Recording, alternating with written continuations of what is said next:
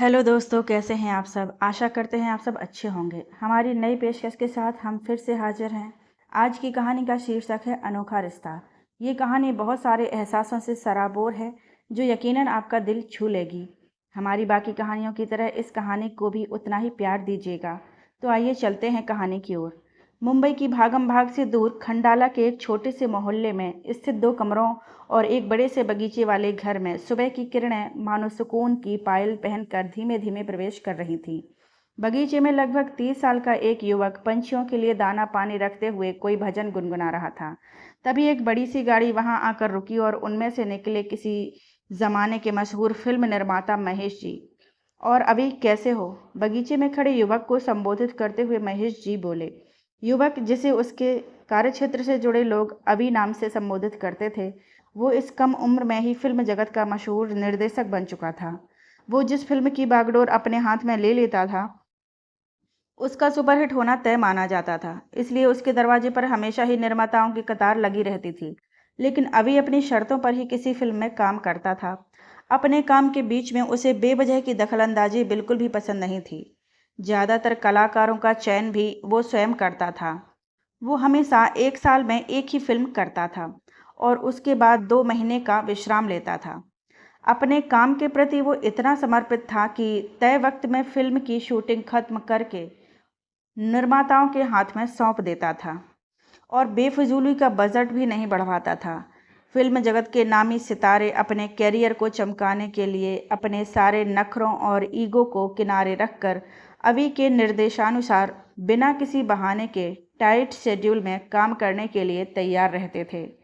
मुंबई में आलीशान बंगलों में रहने के तमाम ऑफर्स ठुकराकर अभी वहां से दूर खंडाला के साधारण से घर में रहता था। शूटिंग के दौरान मुंबई में रहने के लिए और अन्य ऑफिशियल कामों के लिए उसने वहां 2 कमरों का एक छोटा सा दफ्तर ले रखा था, जिसे उसका मैनेजर रविशंकर संभालता था। अक्सर अभी को देखकर लोगों को आश्चर्य होता था कि ये साधारण सा दिखने वाला इंसान फिल्म जगत की इतनी बड़ी हस्ती है। अभी इस घर में अकेला ही रहता था, सिवा उसके कार्यक्षेत्र से जुड़े लोगों के, और किसी भी शख्स को यहाँ ने आते हुए नहीं देखा था।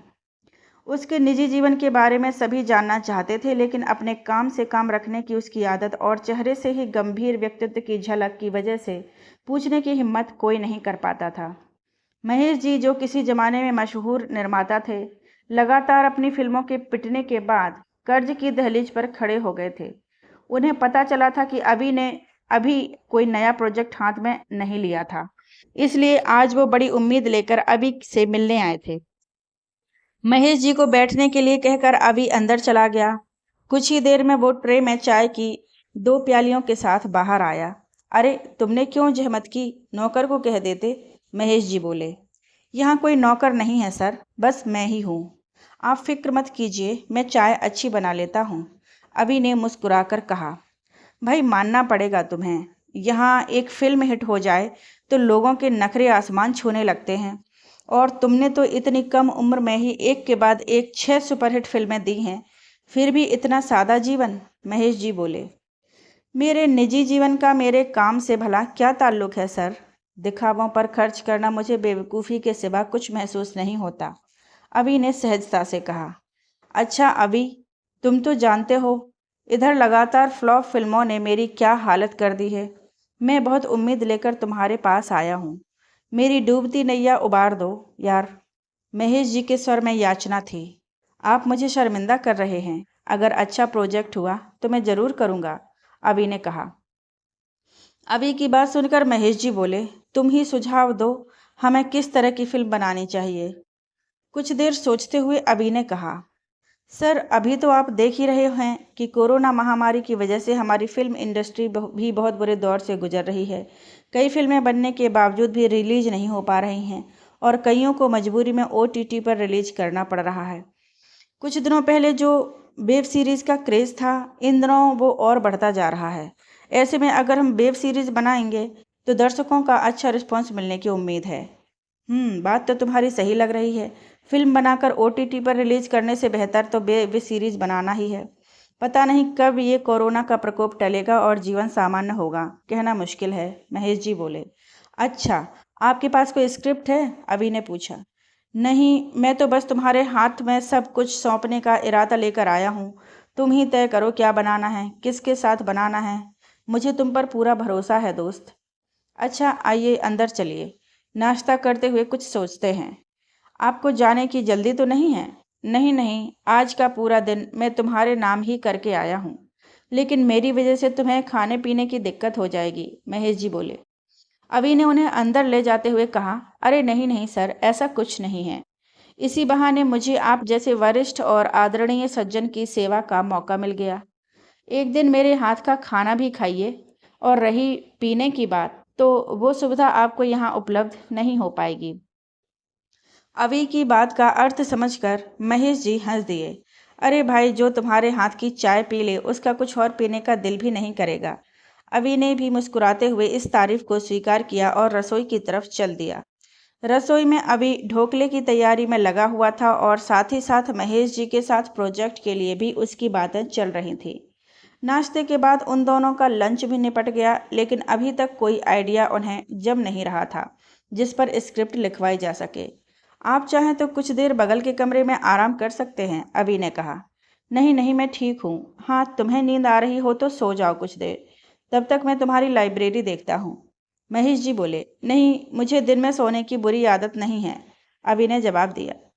महेश जी उठकर ड्राइंग रूम में लगी किताबों की बड़ी सी अलमारी को देख रहे थे। उनमें बाल साहित्य का काफ़ी अच्छा संग्रह था। जिस अभी के व्यक्तिगत जीवन के बारे में जानने के लिए लोग उत्सुक रहते हैं, आज उसके बारे में मुझे कुछ पता चला है, महेश जी बोले। क्या? अभी बोला। यही कि तुम्हें बच्चों की कहानियां पढ़ना बहुत पसंद है। ओह हाँ, इनमें इतनी मासूमियत होती है कि पढ़ते हुए मेरा सारा तनाव उड़न-छू हो जाता है। कहते हुए अभी बच्चों की तरह ही मासूमियत से खिलखिला उठा। तो धीर गंभीर कुमार को खिलखिलाना भी आता है। चलो, एक सीक्रेट और पता चला। मैं अपने काम के प्रति गंभीर जरूर जरूर हूँ, लेकिन नीरस और बोरिंग नहीं हूँ सर। बस मेरे मन माफिक कोई कंपनी मिलनी चाहिए, अभी बोला। हाँ भाई, इस बात से मैं सहमत हूँ। कंपनी पर बहुत कुछ निर्भर करता है। हम बच्चों की तरह उन्मुक्त सिर्फ उनके आगे हो सकते हैं जिन पर यह भरोसा हो कि वो हमारा मजाक नहीं उड़ाएंगे, हमारे साथी बनकर साथ में जिंदगी के लम्हों को जिएंगे। एक किताब के पन्ने पलटते हुए महेश जी ने कहा, आपकी इस बात पर एक आइडिया आया है मेरे मन में। आप कहें तो सुनाऊं, अभी बोला। हाँ हाँ बिल्कुल, कब से तो मैं इसी बात का इंतजार कर रहा हूँ। महेश जी की नजरें अब अभी के ऊपर थीं। अपनी आराम कुर्सी पर बैठते हुए अभी ने कहा, मैं सोच रहा था कि आज जब ज़्यादातर लोग सब लोग आपराधिक पृष्ठभूमि वाली बेफजूल की गालियों और द्विअर्थी संवादों से भरी हुई वेब सीरीज बनाने में व्यस्त हैं, तो क्यों ना हम एक ऐसी खास वेब सीरीज बनाएं जिसे बच्चे अपने पूरे परिवार के साथ बैठकर देखें। क्योंकि ये तो सच्चाई है कि आप लाख कानून बना दीजिए, बच्चे मोबाइल ओटीटी वगैरह देखते ही हैं। ऐसे में अगर हम स्पेशली उन्हें ध्यान में रखकर कोई प्रोजेक्ट लाते हैं तो उन्हें भी अच्छा लगेगा और हम भीड़ के बीच अपनी एक अलग पहचान बना पाने में कामयाब हो सकते हैं। मेरे ख्याल से तुम्हारा यह सुझाव कारगर सिद्ध होगा। क्या तुम्हारे दिमाग में कोई कहानी है? महेश जी बोले। एक कहानी है तो सही। तो फिर सुनाओ। महेश जी की उत्सुक नजरें अभी पर ही टिकी थी। अच्छा, मैं कॉफ़ी लेकर आता हूँ, तब सुनिएगा, अभी ने कहा और रसोई में चला गया। महेश जी को अभी पर पूरा भरोसा था। वो जानते थे कि अभी उनका नुकसान नहीं करवाएगा, इसलिए वो निश्चिंत होकर अभी की कहानी का इंतजार करते हुए अलमारी में लगी हुई किताबों को देखकर सोचने लगे कि वो कहानी इनमें से किस किताब में हो सकती है। कुछ ही देर में अभी कॉफ़ी के 2 मग लेकर आ गया। एक मग महेश जी की तरफ बढ़ाते हुए उसने कहा, क्या सोच रहे हैं सर? अगर मेरे सुझाव पर कोई शक है तो आपको तो बेझिझक कहिए। अरे नहीं नहीं, मैं तो ये सोच रहा था कि तुम जो कहानी सुनाने जा रहे हो वो इनमें से कौन सी किताब में होगी। महेश जी ने कॉफ़ी का घूंट लेते हुए कहा। वो कहानी इन किताबों में नहीं है, अभी ने जवाब दिया। तो फिर कहाँ है? वो कहानी मुझे मुंह जबानी याद है। तब तो सुनने में और भी मज़ा आएगा। इतनी स्वादिष्ट कॉफ़ी और उस पर ग्रेट निर्देशक अभी के मुंह से एक अनसुनी कहानी। ग्रेट ब्रेट तो नहीं मानता मैं। खुद को बस आशीर्वाद और स्नेह है उनका जो अपने ना होकर भी अपने हैं। खैर, आइए कहानी शुरू की जाए। हाँ हाँ बिल्कुल। महेश जी की उत्सुकता अब चरमोत्कर्ष पर पहुंच गई थी। कॉफ़ी के घूंट भरते हुए कहानी के बारे में सोचता हुआ अभी मानो कहीं खो गया था। उसका शरीर यहाँ उपस्थित था, लेकिन मन कहीं दूर यात्रा पर निकल गया था। एक अनोखी यात्रा जिसके साक्षी अब महेश जी बनने जा रहे थे। अभी ने आंखें बंद किए हुए ही कहानी सुनाना शुरू किया। उसे देखकर यूं महसूस हो रहा था मानो कहानी का एक एक दृश्य उसकी आंखों के आगे घटित हो रहा हो। महेश जी एकटक उसकी ओर देखते हुए कहानी के शब्दों में डूब रहे थे, जो कुछ यूं बयां हो रही थी। लगभग 30 वर्ष पहले की बात है। लखनऊ जिले के एक छोटे से कस्बे नुमा गांव दशौली में भोर की किरणें तेजी से अपने पांव पसार रही थीं। इस कस्बे को जरा जल्दी ही जागने की आदत थी। बुजुर्ग लोग टोलियों में सैर पर निकल चुके थे और महिलाएं नहा धोकर पूजा के लिए कस्बे के मुख्य मंदिर की तरफ बढ़ चुकी थी। लेकिन आज मंदिर जाने वाले और उस रास्ते से गुजरने वाले लोगों के लिए आश्चर्य के रूप में प्रतीक्षा कर रहा था मंदिर की सीढ़ियों पर पड़ा बेतहाशा रोता हुआ एक नवजात शिशु। वहां से गुजरने वाले लोग पल भर के लिए ठहर कर उस शिशु को एक नज़र देख रहे थे और फिर उसके बारे में बातें करते हुए आगे बढ़ जा रहे थे। राम राम, घोर कलयुग आ गया है। ना जाने किसने अपना पाप यहाँ भगवान के चरणों में मोक्ष प्राप्ति के लिए डाल दिया है। लगभग सभी लोगों की जुबान पर यही बात थी। मंदिर के अंदर जाने वाले लोग उस शिशु से ऐसे बचकर निकल रहे थे मानो वो जीता जागता इंसान ना होकर गंदगी का ढेर हो, जिसके स्पर्श से उनके स्नान की पवित्रता भंग हो जाएगी। थोड़ी ही देर के बाद उस कस्बे में रहने वाले 4 किन्नरों का समूह भी वहां से होकर गुजर रहा था। उनकी नज़र जब उस शिशु पर गई तो उन्होंने बिना देर किए उसे रोते हुए भूख से बेहाल शिशु को गोद में उठा लिया और तत्काल दूध का इंतजाम करके उसे जीवन दान दिया। लेकिन अब समस्या ये थी कि इस शिशु का क्या किया जाए। उस कस्बे में तब कोई अनाथालय भी नहीं था।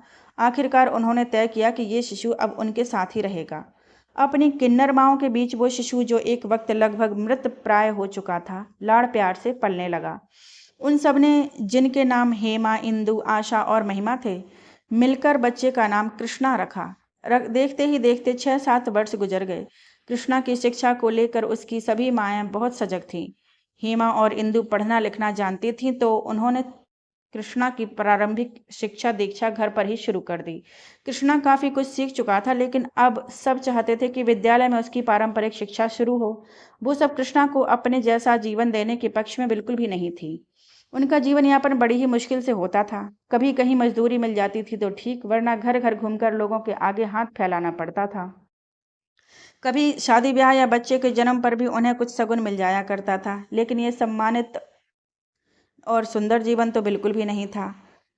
समाज के बीच वो सभी मजाक का पात्र थीं। ये तो हेमा को अपने पूर्वजों का एक छोटा सा 2 कमरों का घर विरासत में मिल गया था, तो उन्हें रहने की दिक्कत नहीं थी। कृष्णा की तेजी से सीखने की क्षमता देखकर वो सब उसके उज्जवल भविष्य के प्रति बहुत आशान्वित थीं और साथ ही चिंतित भी कि अपनों और समाज के ठुकराए हुए इस बच्चे को कोई विद्यालय दाखिला देगा भी या नहीं। कृष्णा के प्रति कस्बे के लोगों का रवैया देखते हुए उनकी चिंता जायज ही थी। जब भी कभी कृष्णा बाहर घूमने जाता तब लोग कहते, देखो इसे कहते हैं किस्मत, कहाँ मंदिर की सीढ़ियों पर फेंका हुआ था और कहाँ खुद को राजकुमार ही समझता है। अपने उम्र के बच्चों को साथ मिलकर खेलते हुए देखकर कृष्णा का भी उनके साथ खेलने का मन होता था, लेकिन उन बच्चों के माता पिता उसे भगा देते थे। धीरे धीरे नन्ही सी उम्र में ही कृष्णा को अपनी हकीकत समझ में आने लगी, लेकिन अपने मन का दुख वो अपनी माँओं के लाड़ प्यार में भूल जाता और फिर से मुस्कुरा देता। कृष्णा को अपनी माँओं के कठिन जीवन का भी आभास होने लगा था। वो अक्सर अपनी मासूम बोली में कहता था कि जब वो भगवान जी के जितना बड़ा हो जाएगा तब उन सब के लिए बड़ा सा घरौंदा बनाएगा, जिसमें सब आराम से रहेंगे। ये सुनकर वो सब भावुक होकर कृष्णा को सीने से लगा लिया करती थीं। आखिरकार एक दिन उन चारों ने तय किया कि हाथ पर हाथ रखकर बैठने से कुछ नहीं होगा। कस्बे में जो 3-4 विद्यालय हैं वहाँ पर एक बार अविनाश के दाखिले की कोशिश करनी चाहिए, लेकिन कोई भी विद्यालय कृष्णा को दाखिला देने के लिए तैयार नहीं था। उनका कहना था कि अगर ऐसा बच्चा उनके यहाँ पढ़ेगा तो भले घरों के बच्चे वहाँ पढ़ना बंद कर देंगे। वो सब निराश हो गई थी कि उन्हें ख्याल आया कि इस कस्बे से थोड़ी दूर दूसरे कस्बे में एक विद्यालय है जहाँ के प्रधानाचार्य इन किन्नरों में बहुत आस्था रखते हैं। उनके पास जाने की बात तय करके हेमा और इंदु कृष्णा को साथ लेकर उस विद्यालय में पहुंची और प्रधानाचार्य मनोहर जी से कृष्णा को वहां दाखिला देने का आग्रह किया। मनोहर जी बोले, मैं इस बच्चे को दाखिला दे देता, लेकिन कुछ आपराधिक लोगों की गलत हरकतों की वजह से मेरा विद्यालय बंद होने के कगार पर पहुंच गया है। विद्यालय के भवन पर मालिकाना हक का केस चल रहा है, जो शायद मैं हार जाऊंगा। फिर मैं इस बच्चे की जिम्मेवारी कैसे लूं? हेमा बोली, शायद ईश्वर की कोई मंशा रही होगी, तभी उन्होंने हमें आपके द्वार दिखाया है। आप हमारे कृष्णा को स्वीकार कर लीजिए, हमारा मन कहता है कि ये विद्यालय बंद नहीं होगा। मनोहर जी बोले, अभी तो विद्यालय का नया सत्र शुरू ही नहीं हुआ है, फिर भी मैं इस बच्चे का नाम दाखिले के रजिस्टर में लिख लेता हूँ। अगर नया सत्र शुरू होने तक इस विद्यालय की समस्याएं समाप्त हो गईं तो मैं स्वयं आकर कृष्णा को ले जाऊंगा। सब इस बात से सहमत हो गए। विद्यालय के रजिस्टर में कृष्णा का नाम दाखिल हो गया। लगभग 1 महीने के बाद एक शाम कृष्णा अपने घर में बैठा हुआ कहानियों की कोई किताब पढ़ने की कोशिश कर रहा था। बाकी लोग अपने अपने कामों में व्यस्त थे। तभी दरवाजे पर दस्तक हुई। सामने मनोहर जी खड़े थे।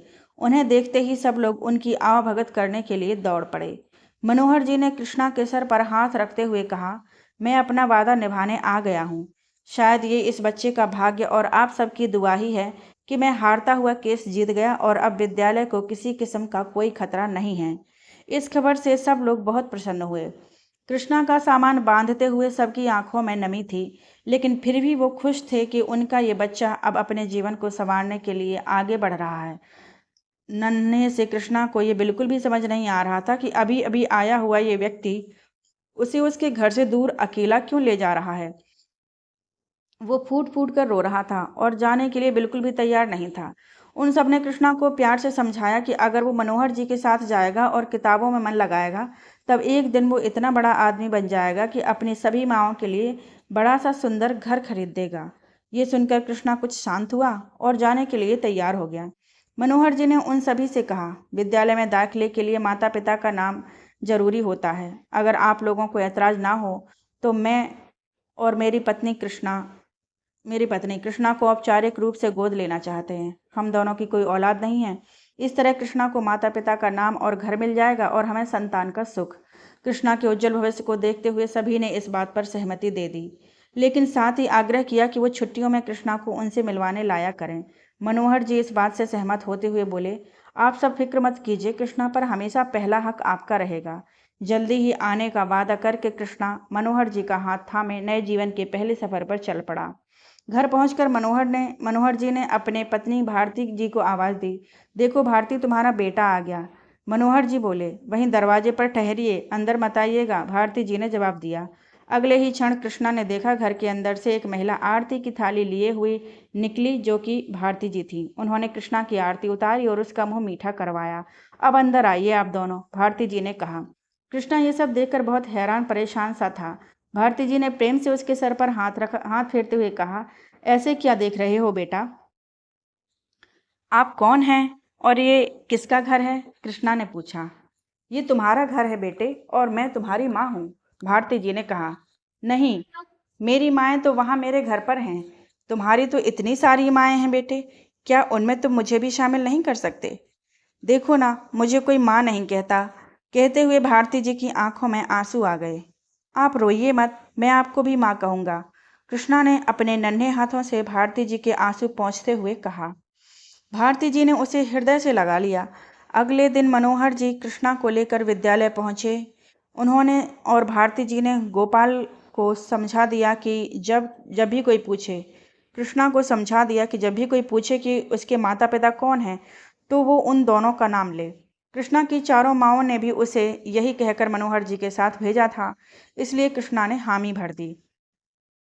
मनोहर जी ने कृष्णा के दाखिले की सारी प्रक्रियाएं पूरी की और उसका नामांकन पहली कक्षा में हो गया।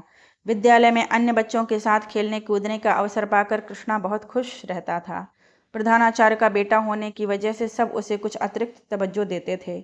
इस बात को कृष्णा समझने लगा था। 1 वर्ष बीत चुका था।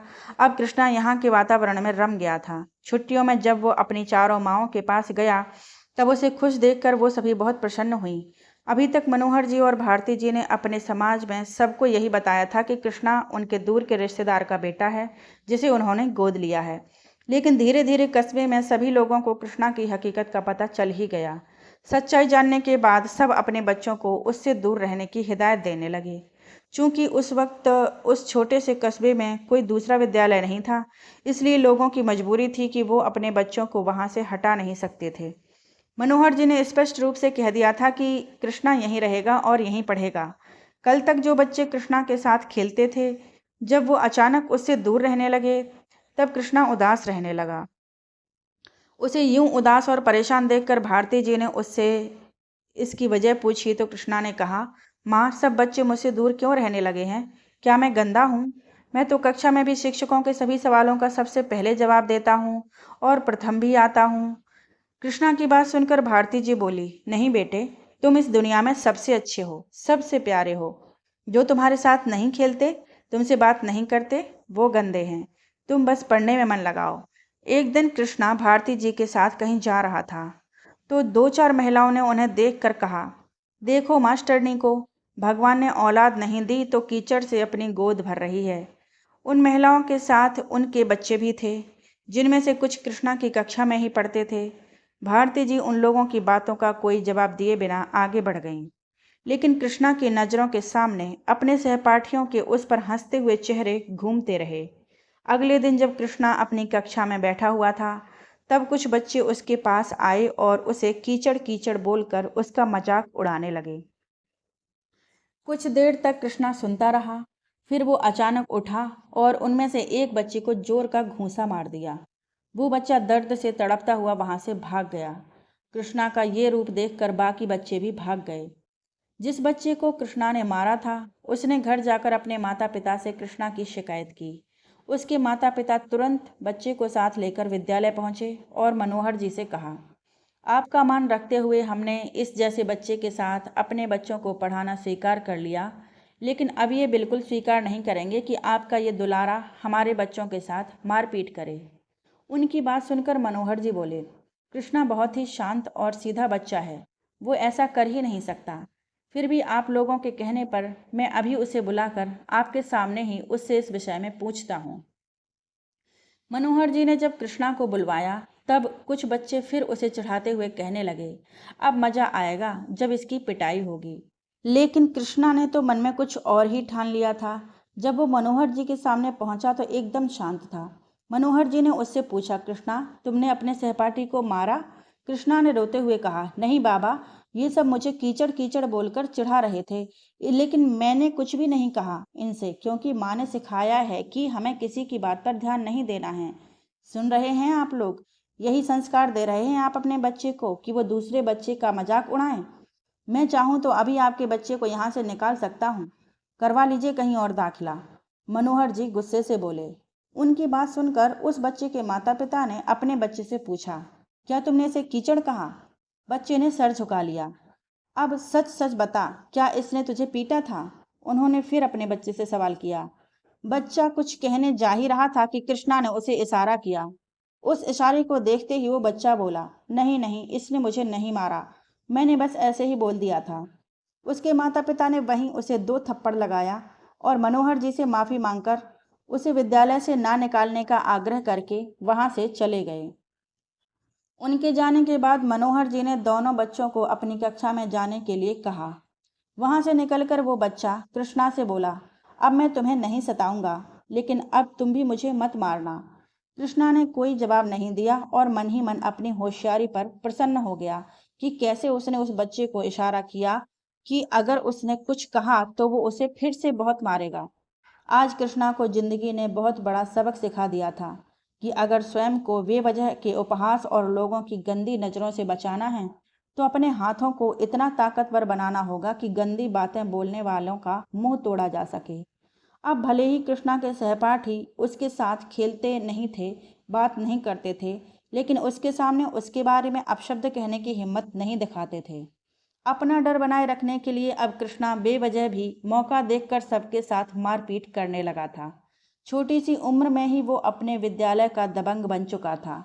ऐसा नहीं था कि मनोहर जी और भारती जी को उसकी हरकतों की खबर नहीं थी, लेकिन सालों बाद कृष्णा जैसे होनहार बालक को अपनी संतान के रूप में पाकर वो इतने खुश थे कि बजाय उसे रोकने टोकने के, लाड़ प्यार में उसे और शय ही देते थे। कहीं न कहीं उन दोनों का हृदय इस बात से भी संतुष्ट रहता था कि मजबूरी में उन्हें जिस तरह समाज के ताने सुनकर चुप रह जाना पड़ता है, अपमान का घूंट मुस्कुराते हुए पी जाना पड़ता है, उनका ये बेटा इस सब का हिसाब बराबर कर देता है। वक्त अपनी रफ्तार से गुजर रहा था। कृष्णा अब 10वीं कक्षा में आ चुका था। पढ़ाई के साथ साथ उसकी रुचि रंगमंच में भी झलकने लगी थी। विद्यालय में होने वाले सांस्कृतिक कार्यक्रमों में वो बढ़ चढ़कर नाटकों के मंचन में हिस्सा लेता था। इस सब के साथ साथ कृष्णा दबंगई भी खासा माहिर हो गया था।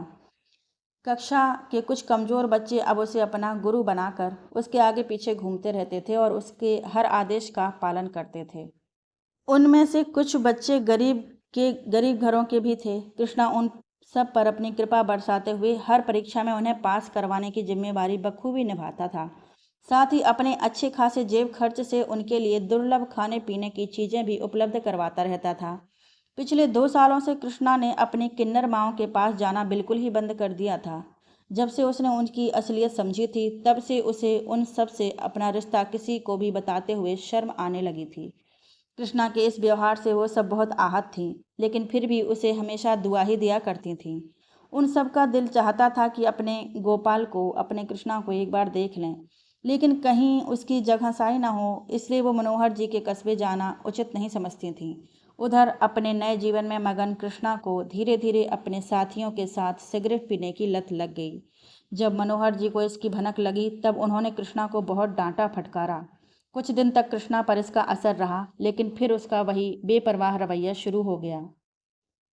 विद्यालय का सबसे होनहार लड़का धीरे धीरे पढ़ाई में पिछड़ता चला गया। कई कई दिन तक वो अपने कमरे में बंद रहता था। कस्बे के लोगों को भी मौका मिल गया था मनोहर जी और भारती जी पर तंज कसने का। आते जाते अक्सर उन दोनों के कानों में आवाज़ पड़ जाती, देखो, इतने सालों तक बच्चे का सुख नसीब नहीं हुआ तो ज़रूरत से ज़्यादा लाड़ प्यार देकर अच्छे भले लड़के को कैसा बिगाड़ दिया, भविष्य बर्बाद कर दिया बेचारे का। दोनों ही इन सब बातों से बहुत दुखी रहते थे, लेकिन कृष्णा इन सब से बेखबर अपनी ही दुनिया में खोया रहता था। आखिरकार एक दिन जब बात बर्दाश्त के बाहर हो गई, तब मनोहर जी ने गुस्से में कृष्णा को उसके कमरे से बाहर खींचकर निकाला और बोले, हमने तुझ पर एहसान किया, तुझे अपना नाम दिया, घर दिया, शिक्षा दी, और तूने क्या किया? हमारी सारी इज्जत मिट्टी में मिला दी। तू कीचड़ था, कीचड़ है और कीचड़ ही रहेगा। जा निकल जा इस घर से। अब तेरे लिए यहाँ कोई जगह नहीं है। भारती जी भी वहीं खड़ी थीं और आंचल में मुंह छुपाए रो रही थीं। मनोहर जी की बात सुनकर कृष्णा का सारा नशा उतर चुका था। उसने बड़ी उम्मीद से भारती जी की तरफ देखा कि वो शायद मनोहर जी को मना लें, लेकिन उन्होंने भी खामोशी की चादर ओढ़ ली। धीमे कदमों से चलता हुआ कृष्णा घर से निकल गया। रात का अंधेरा आज मानो उसके कर्मों के फलस्वरूप उसके जीवन में भी उतर आया था। कहीं भी रोशनी की कोई किरण उसे दिखाई नहीं दे रही थी।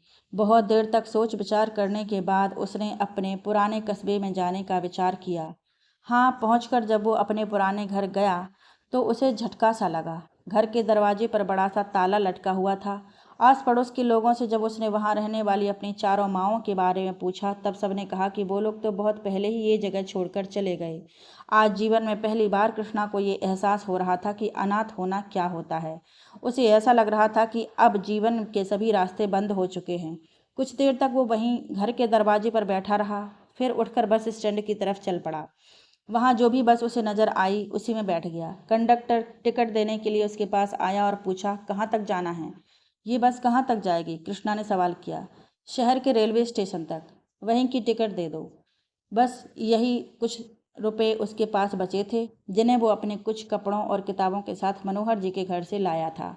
लेकिन आज ये पैसे उसे अपने अधिकार का नहीं बल्कि भीख का एहसास दिला रहे थे। अगर जीवन में कुछ बन सका तो इन्हें जरूर लौटा दूंगा, कृष्णा ने मन ही मन सोचा। रेलवे स्टेशन पहुंचकर कृष्णा ने वहां लगे सूचना पटल को देखा, जिस पर ना जाने कितनी ही गाड़ियों के आने जाने का विवरण थे। उन्हें देखकर कृष्णा का सर चकरघन्नी की तरह नाच रहा था। अभी उसकी उम्र ही कितनी थी, महज 15 वर्ष। कुछ समझ में ना आने पर वो बाहर फुटपाथ पर एक कोने में बैठ गया और सोनी आंखों से आसमान की तरफ देखने लगा। बचपन में अपनी माँओं से सुनी हुई कहानियों को याद करते हुए वो सोचने लगा कि काश कहानियों की तरह हकीकत में भी उसके जीवन में कोई फरिश्ता आ जाता और उसे एक अवसर देता अपनी गलतियों को सुधारने का, पश्चाताप करने का, जीवन को एक नया मोड़ देकर बुराई के रास्ते से अच्छाई के रास्ते पर चलने का।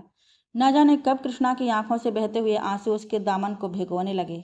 अचानक कंधे पर किसी के स्पर्श से कृष्णा की तंद्रा टूटी। उसने नज़र उठाकर देखा तो सामने एक शख्स खड़ा था। उस शख्स का चेहरा कृष्णा को कुछ जाना पहचाना सा लगा, लेकिन इस वक्त उसे ठीक से कुछ याद नहीं आ रहा था। तुम कृष्णा हो ना? उस शख्स ने पूछा। कृष्णा ने हाँ में सिर हिला दिया और पूछा, आप कौन हैं? मुझे कैसे जानते हैं? लगता है तुम्हें याद नहीं है। मैं तुम्हारे बाबा का मित्र हूँ। कई बार तुम्हारे विद्यालय के कार्यक्रमों में आ चुका हूँ। वो शख्स जिनका नाम वेदांश था बोले। यहाँ क्या कर रहे हो? वेदांश जी का एक और सवाल कृष्णा की तरफ आया। अपनी करनी पर पछता रहा हूँ, कृष्णा ने किसी तरह अटकते हुए कहा। क्या मतलब? पूरी बात बताओ मुझे। वेदांश जी ने मानो आदेश दिया। कृष्णा ने उन्हें ईमानदारी से सिगरेट की लत लगने से लेकर परीक्षा में फेल होने, फिर घर से निकाले जाने के बाद यहाँ तक पहुँचने की सारी घटना ज्यों की त्यों बता दी। उसकी बात सुनकर वेदांश जी बोले, तुम चाहो तो मैं एक बार मनोहर से तुम्हारे लिए बात कर सकता हूँ। नहीं, अब मैं वहाँ कभी नहीं जाऊँगा सर। अगर मैं उनका सगा बेटा होता तो क्या वो मेरी गलतियों पर इस तरह अंधेरी रात में मुझे घर से निकाल देते? घर में रखकर भी तो वो कई कठोर सजा दे सकते थे कोई, कृष्णा ने रुआसी आवाज में कहा। वेदांश जी उसके कंधे पर सहानुभूति भरा हाथ रखकर बोले, ठीक है तो बताओ अब तुम आगे क्या करना चाहते हो? मैं अपनी सारी गलत आदतें छोड़कर सुधरना चाहता हूँ, फिर से पढ़ना चाहता हूँ, अपनी खो गई माँओं को तलाश करना चाहता हूँ और उनसे किया हुआ वादा निभाना चाहता हूँ। ठीक है, मैं तुम्हारी मदद करूँगा, लेकिन ये मदद मुफ्त नहीं होगी। तुम्हें मेरे लिए काम करना होगा। मैं कोई भी काम करने के लिए तैयार हूँ सर, कृष्णा ने कृतज्ञ होकर कहा। घबराओ मत, मैं तुमसे कोई ऐसा वैसा काम नहीं करवाऊंगा। दरअसल मैं रंगमंच से जुड़ा हुआ हूँ। समसामयिक विषयों पर समाज में जागरूकता लाने के उद्देश्य से अपनी टीम के साथ घूम घूम कर नुक्कड़ नाटकों का आयोजन करता हूँ। तुम्हारा काम मैंने मंच पर देखा है, इसलिए मैं चाहता हूँ तुम भी मेरी टीम से जुड़ जाओ। उनकी बात सुनकर कृष्णा रो पड़ा। कुछ देर में खुद को संयत करते हुए उसने कहा, सर मैं कैसे आपको धन्यवाद कहूँ। आज लग रहा है कि मेरी माएँ मुझे जो फरिश्तों की कहानियाँ सुनाती थीं वो सच थीं, लेकिन मैं कितना गंदा हूँ कि जिन माँओं की दुआएं आज भी मेरी रक्षा कर रही हैं, मैंने उन्हीं का दिल दुखाया, उनकी कद्र नहीं की। वेदांश जी ने कृष्णा को समझाते हुए कहा, देखो हम सब इंसान हैं, इंसानों से गलतियाँ हो ही जाती हैं। उनके बारे में सोचकर दुखी होने और अपने जीवन को बर्बाद करने से कोई लाभ नहीं। लेकिन अब अपनी गलतियों से सबक लेते हुए तुम आज से अभी से ये ठान लो कि अपनी माँओं के तुम्हारे लिए देखे गए हुए सपने को तुम कड़ी मेहनत से पूरा करोगे। ईश्वर ने चाहा तो एक दिन वो तुम्हें जरूर मिल जाएंगी। कृष्णा ने हाँ में सर हिलाते हुए उनकी बात की गांठ बांध ली और वेदांश जी के साथ चल पड़ा जिंदगी के नए सफर पर, जहाँ जिंदगी का एक नया मोड़ बाहें फैलाए बेसब्री से उसका इंतजार कर रहा था। वेदांश जी कृष्णा को अपने साथ दिल्ली लेकर आ गए। कृष्णा वहाँ उनके साथ उनके घर में ही रहने लगा। रंगमंच की यायावरी जिंदगी में वेदांश जी इस कदर रम गए थे कि परिवार बसाने और घर बनाने के बारे में भी सोचा ही नहीं। वो घर जो अपने सूनेपन से कभी कभी उन्हें काटने लगता था और जिससे बचने के लिए वो देश भर की गलियों में भटकते रहते थे, कृष्णा के आने से वहाँ कुछ रौनक हो गई थी। अब विद्यालय में नामांकन का वक्त तो खत्म हो चुका था, इसलिए उन्होंने कृष्णा का दाखिला एक ट्यूशन सेंटर में करवा दिया और प्राइवेट से उसका मैट्रिक का फॉर्म भरवा दिया। कृष्णा ने वेदांत जी के विश्वास का मान रखा और जी जान से पढ़ाई में लग गया। हालांकि कुछ दिनों तक उसे सिगरेट की तेज तलब होती रही, लेकिन अपनी दृढ़ इच्छा शक्ति और वेदांत जी द्वारा दिए गए अपनत्व की बदौलत आखिरकार उसने इस बुराई के रास्ते से हमेशा के लिए स्वयं को दूर कर ही दिया। वेदांत जी ने अपने घर के ही एक हिस्से को अपने नुक्कड़ नाटकों के लिए रिहर्सल के लिए इस्तेमाल किया करते थे। जब भी कृष्णा को पढ़ाई के बाद ब्रेक की जरूरत होती तो वहीं चला जाता और वेदांत जी की मदद करता। कभी सारी टीम के लिए चाय नाश्ता बनाने में, तो कभी मंचन के लिए जरूरी चीज़ों को उनके स्थान तक पहुंचाने में, कभी साफ सफाई में।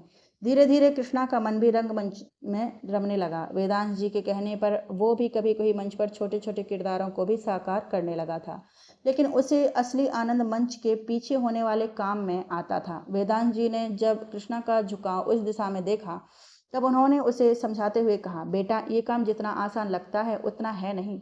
अगर तुम सचमुच इस दिशा में आगे बढ़ना चाहते हो तो पहले स्नातक की पढ़ाई पूरी करो, फिर नेशनल स्कूल ऑफ ड्रामा में दाखिले की कोशिश में जुट जाओ। बाकी मेरे पास जो भी है एक गुरु बनकर धीरे धीरे मैं तुम्हें सौंपता रहूंगा। कृष्णा ने उनकी बात गांठ बांध ली और जी जान से अपने लक्ष्य को पाने की दिशा में खुद को झोंक दिया। वक्त के साथ उसने स्नातक पूरा कर लिया और अब नेशनल स्कूल ऑफ ड्रामा की परीक्षा का दिन आ चुका था। वेदांत जी का आशीर्वाद लेकर कृष्णा निकल पड़ा मंडी हाउस के लिए। ये वक्त उसने वहां पहुंचकर स्कूल के रिसेप्शन पर रिपोर्ट किया। रिसेप्शनिस्ट ने उसे अन्य अभ्यर्थियों के साथ कतार में बैठने के लिए कहा। हालांकि वेदांत जी के ग्रुप से जुड़े होने के कारण कृष्णा को काफ़ी अनुभव हो चुका था, फिर भी घबराहट स्वाभाविक थी, जिसकी वजह ये थी कि इस स्कूल में चयन के मानक बहुत ही ऊंचे थे। तय वक्त पर एक के बाद एक अभ्यर्थी अंदर साक्षात्कार के लिए जाने लगे। कुछ मुस्कुराते हुए बाहर निकल रहे थे तो कुछ उदास और निराश होकर। कृष्णा सबके चेहरे पढ़ता हुआ अपने बारे में सोच रहा था। अंततः उसके नाम की उद्घोषणा हुई और मन ही मन न जाने कितनी प्रार्थनाएं दोहराता हुआ वो अंदर गया। अंदर इंटरव्यू पैनल ने उससे अनेकों सवाल पूछे, दृश्यों का नाटकीकरण करवाया। कृष्णा ने खुद को सहज रखने की कोशिश करते हुए सबका जवाब दिया। आपस में कुछ विचार विमर्श करके गोपाल को कुछ देर के लिए बाहर रुकने के लिए कहा गया। लगभग 1 घंटे बाद रिसेप्शनिस्ट ने फिर से कृष्णा को पुकारा। कृष्णा उसके पास गया तो उसे एक लिफाफा दिया। कृष्णा ने कांपते हाथों से धड़कते दिल से लिफाफा खोला और उसमें रखे पत्र को पढ़ते हुए उसकी आंखों से आंसू गिरकर उस पत्र को भिगोने लगे। वो तुरंत घर जाने के लिए निकल गया। घर पर वेदांश जी भी बेचैनी से उसका इंतजार कर रहे थे। काका, आपका शिष्य पास हो गया। कृष्णा ने रुंधे हुए स्वर में स्कूल से मिला हुआ पत्र उनके आगे रख दिया। वेदांश जी ने भावुक होकर उसे गले लगा लिया। अब नेशनल स्कूल ऑफ ड्रामा के सख्त अनुशासन भरे माहौल में कृष्णा का जीवन बहुत व्यस्त हो गया था। वहां बिताए गए 3 सालों में से एक दिन भी उसने कभी अपने शिक्षकों को शिकायत का मौका नहीं दिया। विद्यार्थी जीवन में ही स्कूल के लिए निर्देशित किए गए उसके नाटकों से उसे काफ़ी प्रसिद्धि मिल चुकी थी। वहीं उसकी मुलाकात बॉलीवुड के एक जाने माने निर्माता से हुई। उन्होंने आग्रह किया कि स्कूल से निर्देशन में अपनी डिग्री लेते ही वो उनसे संपर्क करे। आप कह सकते हैं कि कृष्णा को बहुत ही आसानी से घर बैठे ये ऑफर मिल गया, लेकिन इस तक पहुंचने के लिए उसने कितनी एड़ियां घिसी, दिन रात एक करके कितनी मेहनत की, उसकी तरफ ज़्यादातर लोग ध्यान नहीं देना चाहते। उसकी बात सुनकर महेश जी बोले, आगे की कुछ कहानी मैं तुम्हें सुनाता हूँ। उस पहले ऑफर में कृष्णा उर्फ अवि ने दिन रात ईमानदारी से बहुत मेहनत की और पहली ही फिल्म से बॉलीवुड के सफलतम व्यक्तित्व में अपना नाम शामिल कर लिया। लेकिन मैं कृष्णा के व्यक्तिगत जीवन के बारे में जानना चाहूँगा। निर्देशन के ऑफर के साथ मुंबई आने से पहले और आने के बाद अपने व्यक्तिगत जीवन में उसने क्या किया वो भी बताऊँगा आपको। सब बताऊँगा, तभी तो वेब सीरीज की हमारी स्क्रिप्ट पूरी होगी और शायद कृष्णा का पश्चाताप भी, अवि ने शून्य में देखते हुए कहा। अवसर मिलते ही वेदांश जी के साथ कृष्णा अक्सर देश के कोने कोने में नुक्कड़ नाटकों के प्रदर्शन के लिए जाता था। वहां जाने के बाद जैसे ही उसे थोड़ा वक्त मिलता था वो वहां रहने वाले किन्नर समुदायों के निवास स्थान की तरफ निकल जाता था, इस उम्मीद में कि शायद उसे उसकी बिछड़ी हुई माएँ मिल जाएं। लेकिन उसे सफलता नहीं मिली। जब कृष्णा के मुंबई आने का वक्त हुआ तब उसने वेदांश जी से आग्रह करते हुए कहा, काका, आप भी मेरे साथ चलिए। अब आप कितना काम करेंगे? अब ठाठ से रिटायर होकर बेटे के साथ रहिए। नहीं बेटे, अभी ना मेरा तन थका है ना मन। जिस दिन लगेगा कि अब मुझे आराम की ज़रूरत है, मैं पूरे अधिकार से तेरे पास आ जाऊंगा। कृष्णा उनका आशीर्वाद लेकर मुंबई चला आया और जैसा कि आपने कहा कि उसकी मेहनत रंग लाई और उसकी पहली फिल्म सुपरहिट हो गई। मेहनताने के रूप में कृष्णा को एक बहुत अच्छी खासी रकम मिली। उन पैसों को देखकर कृष्णा को बचपन में अपनी माँओं से किया हुआ वादा याद आ गया।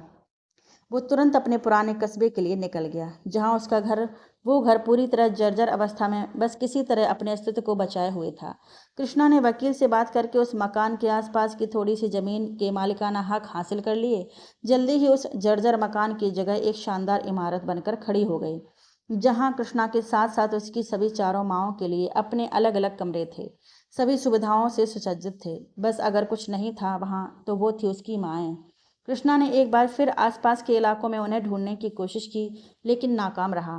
सूने घर में अकेले बैठे बैठे कृष्णा को एक और अधूरा काम याद आया और वो उसी वक्त उस कस्बे की तरफ निकल गया जहां मनोहर जी और भारती जी रहा करते थे। उनका घर ढूंढने के लिए कृष्णा को ज़्यादा मशक्कत नहीं करनी पड़ी। अखबारों की बदौलत इस नए निर्देशक का चेहरा भी घर घर में प्रसिद्ध हो चुका था। लिहाजा जैसे ही अपनी गाड़ी से वो उतरा, उस पर नज़र पड़ते ही लोगों ने उसे घेर लिया। शोर शराबा सुनकर मनोहर जी घर से बाहर निकले। कृष्णा को देखते ही उन्होंने पहचान लिया और पहचान कर नजरें झुका लीं। कृष्णा ने उन्हें आवाज़ लगाई, बाबा। इस पुकार को सुनकर मनोहर जी ने नजरें उठाईं। कृष्णा भीड़ से निकलकर उनकी तरफ बढ़ा और उनके चरण छू लिए। कृष्णा के इस व्यवहार से मनोहर जी भावुक हो गए और उसे उठाकर हृदय से लगा लिया। अब तक भारती जी भी बाहर आ चुकी थीं। उन्हें देखते ही कृष्णा ने कहा, माँ, आज अपने बेटे की आरती नहीं उतारोगी? हाँ बेटे हाँ, तू ठहर, मैं अभी आती हूँ, कहती हुई भारती जी तेज कदमों से अंदर की तरफ भागी। इधर वो दरवाजे पर कृष्णा की आरती उतार रही थीं, उधर अड़ोस पड़ोस के सब लोग कृष्णा को देखने के लिए जमा हो गए थे। उन सब का अभिवादन करके कृष्णा घर के अंदर चला गया। बाबा, माँ, आपका ये बेटा आज आपसे अपनी गलतियों के लिए माफ़ी मांगने आया है। मेरी वजह से समाज में आप लोगों को जितना भी अपमान झेलना पड़ा, मैं उसके लिए आज बहुत ही पछताता हूँ। नहीं बेटे नहीं, तू तो बच्चा था। तुझसे ज़्यादा गलती हमारी है, जो हमने तुझे उस अंधेरी रात में अकेला बेसहारा छोड़ दिया, सिर्फ झूठी इज्जत की खातिर। और इस गलती का एहसास भी कब हुआ, जब तेरे जाने के 1 साल बाद तेरी माएँ तुझे यहाँ ढूंढने आईं और तुझे ना पाकर विलाप करने लगीं। तब हमें एहसास हुआ कि हमने कितना बड़ा गुनाह किया है। जिस बच्चे की जिम्मेदारी उन्होंने इतने भरोसों के साथ हमें सौंपी थी, हमने वो भरोसा तोड़ दिया था। भारती जी ने कहा। मनोहर जी आह भरते हुए बोले, पहले हमने ही अपने स्वार्थ के लिए, उन लोगों से उनके द्वारा किए गए व्यवहार का बदला लेने के लिए तुम्हें बुराई के रास्ते पर जाने दिया, और जब तुम्हारे कदम बहुत ज़्यादा आगे बढ़ गए तो हम उन्हें वापस सही रास्ते पर लाने की जगह तुम्हें उस कच्ची उम्र में अकेले भटकने के लिए छोड़ दिया। हमें माफ़ कर दो बेटा। बना भूल जाइए सब बीती हुई बातें। मुझे तो बस ये बताइए, क्या आपको पता है मेरी माएँ अब कहाँ हैं? नहीं बेटा, हमें कुछ भी नहीं पता, भारती जी ने जवाब दिया। ये सुनकर कृष्णा की उम्मीद एक बार फिर से टूट गई। कृष्णा ने उदास स्वर में मनोहर जी से कहा, ठीक है बाबा, मैं चलता हूँ। आप लोग अपना ख्याल रखिएगा। बेटा इतना नाराज है हमसे, रुकेगा भी नहीं? भारती जी बोली, नहीं नहीं माँ, ऐसी बात नहीं है। दरअसल अब छुट्टियाँ खत्म हो रही हैं, नया काम शुरू करना है। अगली बार आकर 1 हफ्ते रहूँगा और आपके हाथ का स्वादिष्ट खाना भी जी भर के खाऊंगा। जाओ बेटा, खूब नाम कमाओ। हो सके तो कभी कभी हमें याद कर लेना। कृष्णा ने उन्हें अपना व्यक्तिगत फ़ोन नंबर दिया और कहा, बाबा, कभी भी आप लोगों को मेरी ज़रूरत पड़े तो पूरे अधिकार से इस बेटे को फ़ोन कीजिएगा। मैं वैसे भी बीच बीच में आप लोगों से हाल चाल लेने आता रहूँगा। आप लोग अकेले नहीं हैं इस बुढ़ापे में। जुग जुग जियो मेरे लाल। भगवान तुम्हें बहुत खुश रखे। भारती जी कृष्णा को आशीर्वाद देते हुए बोली। कृष्णा वहां से अब दिल्ली के लिए निकल गया। दिल्ली में जब कृष्णा अपने घर पहुंचा तब शाम हो चुकी थी। वेदांश जी अपनी टीम के साथ किसी नए नुक्कड़ नाटक की तैयारी कर रहे थे। कृष्णा चुपचाप वहीं पीछे बैठ गया। कुछ देर के बाद टीम के एक सदस्य की नज़र कृष्णा पर पड़ी। कृष्णा को देखते ही वो खुशी से चिल्लाया, अरे देखो कौन आया है, बॉलीवुड का नया सेलिब्रिटी। उसकी बात सुनते ही सबकी नज़रें कृष्णा की तरफ घूम गईं। वेदांश जी ने भी उसे देखा। कृष्णा ने आगे बढ़कर उनके चरण स्पर्श किए। तू कब आया? वेदांश जी ने पूछा। बस आप नया नाटक सबको सुना रहे थे। चल घर चल, अब आज का काम वाम बंद। उन्होंने अपनी टीम के लिए आज छुट्टी घोषित कर दी। जाने से पहले सभी टीम मेंबर कृष्णा की तरफ इशारा करते हुए वेदांश जी से बोले, सर हमें इनका ऑटोग्राफ दिलवा दीजिए। कृष्णा ने मुस्कुराते हुए सबको ऑटोग्राफ दिया। उसे इस मुकाम पर देखकर वेदांश जी की आंखों में खुशी के आंसू आ गए थे। सबके जाने के बाद कृष्णा ने उन्हें कस्बे में अपनी माँओं के लिए घर बनवाने से लेकर मनोहर जी और भारती जी के घर हुई मुलाकातों के बारे में बताया। काका, क्या मेरी माएँ मुझे कभी नहीं मिलेंगी? कृष्णा वेदांश जी की गोद में सर रखते हुए बोला, मिलेंगी बेटा, जरूर मिलेंगी। तूने उनकी ममता को ठेस पहुंचाकर जो इतनी बड़ी गलती की थी, उसका पश्चाताप भी तो लंबा होगा। वेदांश जी ने अब कृष्णा से कार्यक्षेत्र में आगे की योजनाओं के बारे में पूछा। तब कृष्णा ने कहा, काका, मेरे पास 2 और फिल्मों के ऑफर आ चुके हैं, जिनके लिए मुझे अच्छी रकम मिलने वाली है। ये तो बहुत ही खुशी की बात है। बस इसी तरह खूब कड़ी मेहनत करो और तरक्की के रास्ते पर कभी पीछे मुड़कर मत देखना। वेदांश जी ने आशीर्वाद भरा हाथ कृष्णा के सर पर रखते हुए कहा, काका, अभी नया प्रोजेक्ट शुरू होने में वक्त है। तब तक क्या मैं आपके साथ आपके नए नाटक में काम करूं? आपके साथ हमेशा ही बहुत कुछ सीखने के लिए मिलता है मुझे। कृष्णा ने पूछा। अरे इसमें पूछने की क्या बात है, जो मेरा है सब तेरा ही तो है। इस बार के नुक्कड़ नाटक का विषय किन्नरों को समाज की मुख्य धारा में जोड़ने से संबंधित था। अगले 3 महीने दिल्ली और आसपास घूम घूमकर कृष्णा और वेदांश जी ने अपनी टीम के साथ इस नुक्कड़ नाटक का प्रदर्शन किया।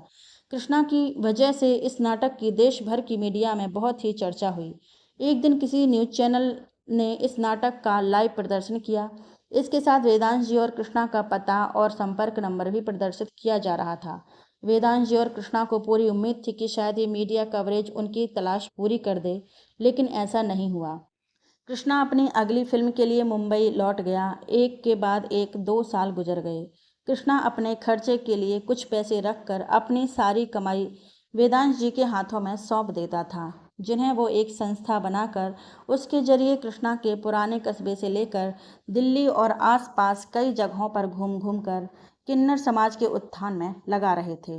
ये संस्था उनके पढ़ने लिखने से लेकर उन्हें अपने पैरों पर खड़े होने में मदद करने के लिए उन्हें तरह तरह के हुनर भी सिखाती थी। साथ ही उनकी बनाई हुई चीज़ों की बिक्री की भी व्यवस्था करती थी।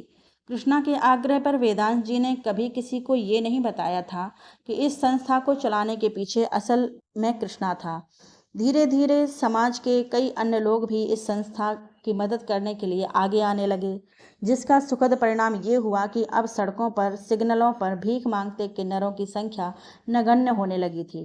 वेदांत जी किसी न किसी बहाने से संस्था से जुड़े सभी किन्नरों की तस्वीरें लेकर कृष्णा को दिखाते रहते थे, लेकिन उनकी तलाश अभी तक खत्म नहीं हुई थी। कुछ सोचकर वेदांश जी ने संस्था के हर दफ्तर में कृष्णा की उस उम्र की तस्वीरें लगा दी थीं जब वो उन्हें मिला था। एक दिन वेदांश जी को खबर मिली कि 4 अधेड़ उम्र के किन्नरों का समूह उनसे मिलना चाहता है। वेदांत जी जब उनसे मिलने संस्था के दफ्तर पहुंचे तब उन्होंने देखा कि वे चारों एकटक वहां लगी हुई कृष्णा की तस्वीर को देख रहे थे और आपस में कुछ बातें कर रहे थे। सहसा उनकी नज़र वेदांत जी पर पड़ी। उन्होंने उन्हें नमस्ते करते हुए कहा, कहिए, मैं ही ये संस्था चलाता हूँ। उन चारों में से एक ने परिचय देते हुए कहा, मैं हूँ हेमा, ये है इंदु, आशा और महिमा। हम जो बात करने आए थे वो बाद में करेंगे, लेकिन पहले ये बात बताइए कि ये तस्वीर किसकी है जिसके नीचे आपने कृष्णा लिखा है। जी, ये मेरे मुँह बोले बेटे की तस्वीर है, जब वो मुझे रेलवे स्टेशन पर मिला था। उनका अंतर्मन कह रहा था कि आज उनकी और कृष्णा की तलाश पूरी हो गई है। अगर आपको दिक्कत ना हो तो आप हमें विस्तार से बता सकते हैं कि ये बच्चा आपको कब, कहाँ और किन हालातों में मिला? महिमा ने पूछा। वेदांत जी ने उस रात की सारी कहानी उन्हें ज्यों की त्यों सुना दी, जब उन्हें कृष्णा रेलवे स्टेशन पर रोता हुआ मिला था। उनकी बातों को सुनते ही वे चारों रोने लगीं और एक दूसरे से बोलीं, बहन, हमारा बच्चा मिल गया। ईश्वर ने हमारी प्रार्थना सुन ली। उनकी बातों को सुनकर वेदांत जी बोले, क्या आप वही हैं जिन्होंने कृष्णा को पाला था? आपका कृष्णा उसी दिन से आपकी तलाश कर रहा है जब से उसने मनोहर जी का घर छोड़ा। इस संस्था को शुरू करने का उद्देश्य लोगों की मदद करने के साथ साथ आपकी तलाश करना भी था। क्या कह रहे हैं आप? ये संस्था हमारे बच्चे की है, उसने इसे शुरू किया है हमारे लिए। वो सचमुच में ढूंढ रहा था। उन सब ने एक साथ अनेक सवालों की बौछार कर दी। उनका जवाब देते हुए वेदांश जी बोले, जी हाँ, ये संस्था आपके बच्चे ने अपनी मेहनत की कमाई से शुरू की है और आप ही के लिए, और आपको ढूंढने में अपनी तरफ से उसने कोई कमी नहीं रखी है। उसने तो आप लोगों के लौट आने की आस में अपने पुराने कस्बे में आपका और उसका नया घर भी बनवा रखा है, जैसा कि उसने आपसे बचपन में वादा किया था। देख इंदु, मैं ना कहती थी हमारा बच्चा कुछ देर के लिए भटक जरूर गया है, लेकिन वो अपनी इन माँओं की ममता को हमेशा के लिए बिसरा नहीं सकता। सुषमा रोते हुए बोली। उसके आंसू पोंछते हुए इंदु ने कहा, हाँ दीदी, हाँ, हमारा बच्चा हमें नहीं भूला। अपनी भावनाओं के ज्वार में गोते लगाती हुई उन चारों माँओं को देखकर वेदांश जी भी भावुक हो गए। कुछ देर बाद जब वो सब संयत हुई तब उन्होंने वेदांत जी से कहा, क्या हम अपने कृष्णा से मिल सकते हैं? वो कहाँ है इस वक्त? कृष्णा तो मुंबई में है, अपनी नई फिल्म की शूटिंग कर रहा है। मैं उसे फ़ोन करके बुलाता हूँ। शूटिंग? क्या हमारा कृष्णा हीरो बन गया है? आशा ने पूछा। नहीं, वो फिल्म निर्देशक है, फिल्में बनाता है। आपने अवि नाम के नए फिल्म निर्देशक का नाम सुना है? वही है आपका कृष्णा। उनकी बात सुनकर वो चारों खुशी से उछल सी पड़ी थीं और बोली, अरे वो अपना कृष्णा है, उसकी तो 5 फिल्में हमने देखी हैं, कितनी बार अखबारों में तस्वीर भी देखी। कई बार लगा कि ये चेहरा जाना पहचाना है, लेकिन हमारी सोच इतनी दूर तक गई ही नहीं कि वो अपना ही बच्चा हो सकता है। वेदांश जी अब तक कृष्णा को फ़ोन लगा चुके थे। कृष्णा के फ़ोन की घंटी बजती रही, लेकिन उसने फ़ोन नहीं उठाया। लगता है काम में व्यस्त है। जैसे ही मेरी बात होगी मैं आप सबको बताऊंगा। इंदु बोली, हाँ हाँ, उसे काम करने दीजिए। इतना बड़ा आदमी हो गया है वो, उसे हमारी वजह से किसी तरह की परेशानी नहीं होनी चाहिए। सभी उससे सहमत थीं। अच्छा ये तो बताइए, किस खास काम के लिए आप लोग यहाँ आए थे? और अब किसी तरह का संकोच मत कीजिएगा, क्योंकि आप लोग अब इस संस्था की मालकिन हैं। वेदांश जी ने कहा। मालकिन? हम लोग? उन चारों ने एक स्वर में कहा। वेदांत जी मुस्कुराते हुए बोले, लीजिए, आप लोग फिर भूल गईं कि ये संस्था आपके अपने बेटे की है, तो आप लोग मालकिन हुई ना। आपने हम सबको इतना मान दिया, यही हमारे लिए बहुत है। और हम सब आपके आभारी हैं कि आपने हमारे भटके हुए बच्चे का हाथ थामकर उसका जीवन संवार दिया, उसे इतना बड़ा आदमी बना दिया। हेमा बोली। हाँ, आप उसे ना मिले होते तो ना जाने हमारे बच्चे का क्या होता। हम आपको जितना भी धन्यवाद कहें कम है, महिमा ने कहा। सभी इस बात से सहमत थीं और वेदांत जी को दुआएं देते नहीं थक रही थीं। वेदांत जी ने भाव विभल होकर कहा, अच्छा अच्छा, अब मेरी तारीफ बंद कीजिए। मैं उस बात को जानने के लिए बेचैन हो रहा हूँ जिसकी वजह से आप लोग यहाँ आईं और मेरी तथा कृष्णा की तलाश को अंततः विराम मिला। आप कृष्णा को आने दीजिए भाई जी, अब हम उसके सामने ही अपनी बात कहेंगे। फिलहाल हम चलते हैं। जब कृष्णा से बात हो जाए तो हमें बता दीजिएगा। अपना पता और फ़ोन नंबर हम आपको दे देते हैं। इंदु ने कहा। नहीं नहीं, अब मैं आपको कहीं नहीं जाने दूंगा। यहाँ एक कमरा खाली है, आप लोग उसमें आराम से रहिए और धीरे धीरे संस्था के कामकाज संभालिए। आपका ये भाई अकेले इस जिम्मेवारी को उठाते हुए थक गया है। हम आपकी बात का मान रखते हैं भाई जी, लेकिन फ़िलहाल हम जहाँ रहते हैं वहाँ से सब सामान काम वगैरह भी तो समेटना होगा। उसके लिए हमें थोड़ा वक्त दीजिए। ठीक है, लेकिन ज़्यादा वक्त मत लगाइएगा, वेदांश जी बोले। अभी उन लोगों की बातचीत चल ही रही थी कि वेदांश जी का फ़ोन बज उठा। उन्होंने फ़ोन उठाया तो देखा स्क्रीन पर कृष्णा का नंबर फ्लैश हो रहा था। वेदांश जी ने कॉल रिसीव किया और फ़ोन को लाउड स्पीकर पर डाल दिया। काका, शूटिंग चल रही थी इसलिए फ़ोन नहीं उठा पाया। बोलिए, कोई ख़ास बात? हाँ बेटे, अगर तेरे पास वक्त है तो 1-2 दिन के लिए ज़रा अपने कस्बे वाले घर पर आ सकता है। कोई खास बात है क्या काका? हाँ बेटे, बहुत ज़रूरी बात है, बस तू आ जा। काका, सब ठीक तो है ना? आप ठीक है ना?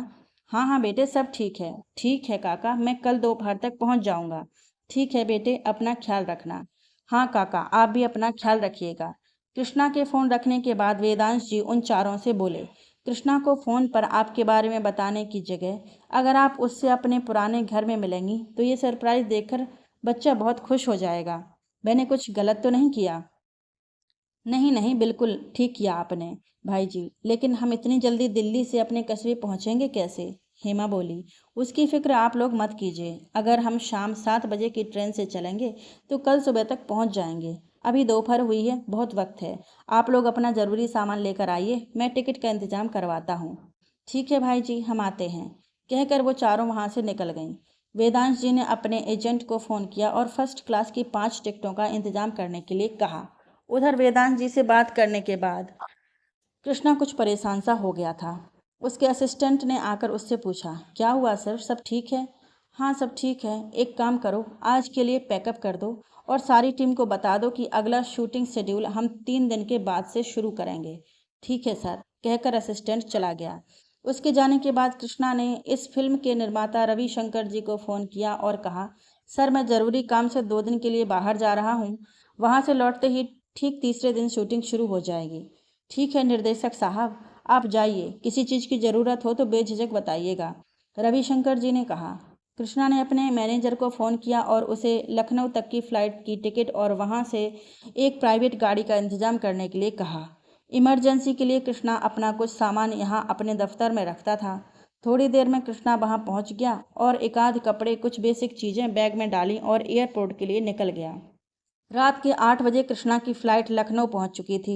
दिन भर की थकान अब उस पर हावी हो रही थी, इसलिए उसने इस वक्त अपने कस्बे के लिए निकलने की जगह यहीं होटल में रुक जाना ठीक समझा। एयरपोर्ट से निकलने के लगभग 1 घंटे बाद कृष्णा होटल में अपने कमरे में पहुंचकर बिस्तर पर लेट चुका था। उसने सोचा एक बार वेदांश जी को फ़ोन कर ले, फिर कुछ सोच कर रहने दिया। वो सोने की कोशिश कर रहा था कि कमरे की घंटी बजी। बेमन से उठकर उसने दरवाज़ा खोला तो देखा सामने होटल का मैनेजर का खड़ा था। कहिए, इस वक्त क्यों डिस्टर्ब किया? कृष्णा ने पूछा। सर, पहली बार हमारे होटल में आप जैसे विशिष्ट मेहमान आए हैं, इसलिए मैंने सोचा कि मैं खुद आपसे डिनर के बारे में पूछ लूं। मैनेजर ने अतिरिक्त विनम्रता से कहा। हाँ, भूख तो हल्की हल्की लग रही है। सादी रोटी, दाल और पनीर की सब्जी अगर उपलब्ध हो तो भिजवा दीजिए, कृष्णा बोला। और कुछ सर? नहीं, फिलहाल इतना ही। मैनेजर के जाने पर वो वापस अपने बिस्तर पर लेट गया। उसकी आंखों के आगे बचपन का एक दृश्य साकार हो उठा था। कस्बे में किसी सेठ जी ने अपने बेटे के जन्मदिन पर दावत रखी थी। हाँ, एक तरफ गरीबों को भी खाना खिलाया जा रहा था। कृष्णा की माएँ भी वहाँ खाना लेने गई हुई थीं। उनके मन में बस यही ख्याल था कि इसी बहाने उनके कृष्णा को भी स्वादिष्ट खाना मिल जाए। जो वो उसे देने में असमर्थ थीं। खाने की थाली देखते ही नन्हा कृष्णा बहुत खुश हो गया था। जो चीज़ उसे सबसे अच्छी लगी थी वो थी पनीर की सब्जी। माँ, काश हम भी अमीर होते तो मैं ये सब्जी रोज खाता, कृष्णा ने भोलेपन से कहा। उसकी बात सुनकर चारों माँओं की आंखों में आंसू आ गए थे। अगले दिन से उनकी यही कोशिश रहती थी कि कृष्णा के लिए किसी तरह से थोड़े से पनीर का इंतजाम हो सके। इसके लिए वो सब अतिरिक्त मजदूरी भी करने लगी थी। ज़्यादातर हर रात वो कृष्णा की इच्छा पूरी करके उसके चेहरे पर मुस्कान ले ही आती थी। वही मुस्कान इस वक्त होटल के इस कमरे में कृष्णा के होठों पर खेलने लगी थी। माँ, कहाँ हो आप सब? आ जाओ ना अपने बेटे के पास। कृष्णा मन ही मन उनसे वार्तालाप कर रहा था। सहसा दरवाजे की बजती हुई घंटी ने उसका ध्यान भंग किया। उसने उठकर देखा तो मैनेजर खाना लेकर आ चुका था। टेबल पर खाना लगाते हुए उसने कहा, सर, आप कल सुबह किस वक्त चेकआउट करेंगे? 8 बजे तक निकल जाऊंगा मैं। सर, आप बता दीजिए ब्रेकफास्ट में क्या लेंगे, मैं तैयार रखूंगा। अगर छोले भटूरे मिल जाएं तो मज़ा आ जाएगा। शुद्ध गली के नुक्कड़ के स्वाद वाला। कृष्णा ने मुस्कुराते हुए जवाब दिया। बिल्कुल मिल जाएगा सर। सर, एक विनती थी आपसे, मैनेजर ने कहा। हाँ हाँ, निसंकोच कहिए। सर, कल जाने से पहले अगर आप हमारे सारे स्टाफ के साथ एक तस्वीर खिंचवाएंगे तो हमें बहुत ही खुशी होगी, मैनेजर ने कहा। अरे बिल्कुल, इसमें विनती जैसी कोई बात नहीं है। ये मेरी खुशकिस्मती है कि आप सब मुझे इतना मान दे रहे हैं। कृष्णा की बात सुनकर मैनेजर ने मुस्कुराते हुए उसे गुड नाइट विश किया और वहां से चला गया। दरवाज़ा बंद करके कृष्णा खाने के लिए बैठा और खाना समाप्त करके सोने की कोशिश करने लगा। उधर वेदांश जी और कृष्णा की चारों माएँ भी ट्रेन में अपनी बर्थ पर लेटे हुए सोने की कोशिश कर रहे थे, लेकिन आज किसी की आंखों में नींद नहीं थी। सभी ख्यालों में खोए हुए बेचैनी से आने वाली सुबह की कल्पना कर रहे थे। सुबह लगभग 8 बजे उनकी ट्रेन अपने गंतव्य पर पहुंच चुकी। वेदांश जी उन सबको लेकर उस मोहल्ले की तरफ बढ़ चले जहां वो पहले रहा करते थे। अपने टूटे फूटे मकान की जगह पर आलीशान मकान देखकर वो चारों हैरान रह गईं।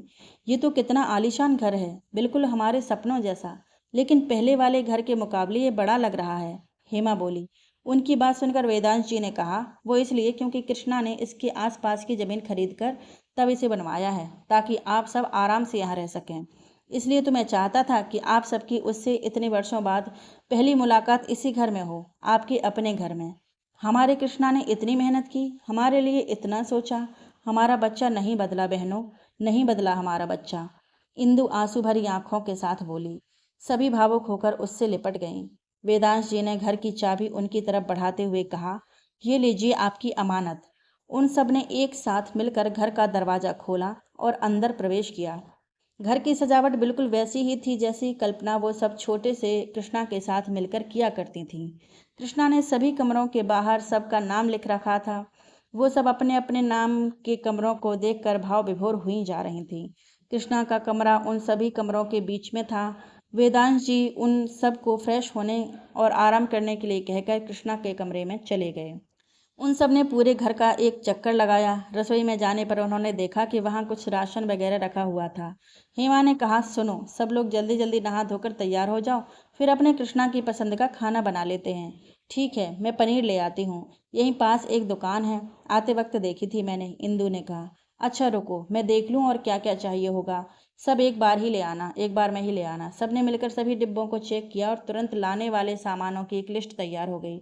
हेमा और महिमा तैयार होकर बाजार जा चुकी थी। उन्हें देखकर कुछ पुराने लोग उन्हें पहचान गए, लेकिन आज वो सब इन्हें घृणा की जगह सम्मान से देख रहे थे।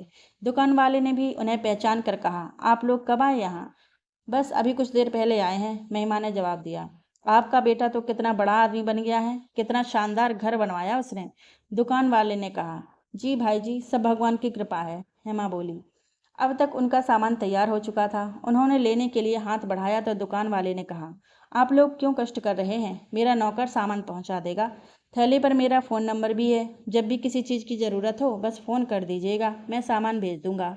जी भाई जी, ठीक है, कहकर वो दोनों वहां से निकल गईं। घर आकर उन्होंने सबको ये किस्सा सुनाया। उनकी बात सुनकर हेमा बोली, ये सब हमारे कृष्णा की वजह से हो रहा है। ये उसके कर्म हैं। जो लोग कल तक हमें यहाँ रहने भी नहीं देना चाहते थे, वही लोग आज हमें इतना सम्मान दे रहे हैं। सब लोग उससे सहमत थे। सहसा इंदु बोली, इससे पहले कि कृष्णा आ जाए, चलो जल्दी जल्दी काम पर लगो सब लोग। हाँ हाँ चलो, कहती हुई सभी रसोई की तरफ बढ़ गईं। उधर कृष्णा की जब नींद खुली तो 9 बज चुके थे। अरे मैं कितनी देर तक सोता रह गया। काका तो शायद पहुंच भी गए होंगे। कृष्णा स्वयं से ही बातें कर रहा था।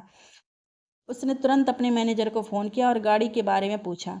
सर, गाड़ी आधे घंटे में पहुंच जाएगी। मैं आपके फ़ोन का ही इंतज़ार कर रहा था, मैनेजर ने कहा। कृष्णा तेज़ी से तैयार होकर कमरे से निकला और चेकआउट करने के लिए रिसेप्शन की तरफ बढ़ गया। वहां बिल क्लियर करते हुए उसे मैनेजर की बात याद आई। उसने रिसेप्शनिस्ट से मैनेजर को बुलाने के लिए कहा। मैनेजर ने आते ही कहा, सर मैं आपके जागने का ही इंतज़ार कर रहा था। आपके लिए खास छोले भटूरे तैयार हैं। ओह हाँ, अच्छा, रेस्टोरेंट कहाँ है? मैं वही खा लेता हूँ। दरअसल मुझे बहुत देर हो चुकी है। ठीक है सर, आइए मेरे साथ। मैनेजर कृष्णा को लेकर रेस्टोरेंट की तरफ बढ़ गया। कृष्णा के वहां पहुंचते ही उसका नाश्ता हाजिर हो गया। नाश्ता खत्म करके कृष्णा ने मैनेजर से कहा, वो तस्वीर वाला काम जरा जल्दी करा लीजिए। जी सर, बस 5 मिनट दीजिए मुझे, मैनेजर ने जवाब दिया। मैनेजर ने तुरंत सारे स्टाफ को बुलवाया। कृष्णा ने सबके साथ तस्वीर खिंचवाई। अब तक उसके मैनेजर की भेजी हुई कार भी आ चुकी थी। कृष्णा कार में बैठा और अपने कस्बे के लिए रवाना हो गया। आधे रास्ते पहुंचकर उसने वेदांश जी को फ़ोन किया। काका, मैं बस 1 घंटे में पहुंच जाऊंगा। आप कहाँ हैं? मैं आ गया हूँ बेटा, तुम्हारे घर पर ही हूँ। उफ़ काका, आपसे कितनी बार कहा है कि उसे सिर्फ मेरा घर मत कहा कीजिए, वो आपका भी है। अगली बार आपने ऐसा कहा तो फिर मैं नाराज़ हो जाऊंगा। अच्छा बाबा, नहीं कहूँगा। अब खुश? हाँ, बहुत खुश। ठीक है, बस अब जल्दी आ जा। हाँ काका। फ़ोन रखने के बाद कृष्णा बाहर सड़क की तरफ देखने लगा और ना जाने किन ख्यालों में गुम हो गया। कृष्णा से बात करने के बाद वेदांश जी कमरे से बाहर निकले तो देखा रसोई से बातचीत के स्वर आ रहे थे। उनके कदम रसोई की तरफ बढ़ गए। अरे ये आप लोग क्या कर रहे हैं? वेदांश जी ने पूछा। हम अपने कृष्णा के लिए उसकी पसंद का खाना बना रहे हैं, हेमा ने जवाब दिया। वाह, कृष्णा के लिए तो ये डबल सरप्राइज हो गया। अभी अभी उससे बात हुई है। वो बस 1 घंटे में पहुंच रहा है, वेदांश जी ने एक नज़र सभी पकवानों पर डालते हुए कहा। अरे वाह, बस अब ये इंतजार की घड़ियां जल्दी खत्म हो जाएं। मैं आरती की थाली तो सजा लूं अपने बच्चे के लिए, इंदु उत्साह से बोली। महिमा भी उसके साथ पीछे पीछे उसकी मदद के लिए चली गई। सारी तैयारियों को अंतिम रूप देकर वो सभी बेसब्री से घड़ी पर नजर टिकाकर बैठ गईं। उन सबको ऐसा महसूस हो रहा था मानो आज घड़ी की सुइयां अपनी रफ्तार से आगे बढ़ ही नहीं रही हैं, बल्कि सुस्ती की गोली खाकर पड़ सी गई हैं। उन सबके साथ साथ वेदांत जी भी कृष्णा की प्रतिक्रिया देखने के लिए बहुत ही उत्सुक थे। सहसा उनके दिमाग में एक विचार आया और उन्होंने कृष्णा की चारों माँओं से कुछ कहा। सभी उनकी बात से सहमत हो गए। आखिरकार उन सबके इंतजार की घड़ियां समाप्त हुईं और दरवाजे की घंटी बजी। वेदांश जी ने उठकर दरवाज़ा खोला। सामने कृष्णा खड़ा था। उसने वेदांश जी के पाँव छुए और घर के अंदर आकर बोला, क्या बात है काका, इतनी जल्दी में क्यों बुलवाया आपने? मैं तेरे लिए एक खास उपहार लाया था। वो इतना खास है कि मैं इस घर के अलावा और कहीं तुझे ना वो दे सकता था, ना तेरी शूटिंग पूरी होने का इंतजार कर सकता था। उपहार? अरे वाह, जल्दी दिखाइए। पता नहीं कब से मुझे किसी ने कोई उपहार ही नहीं दिया। कृष्णा उत्साहित होकर बोला।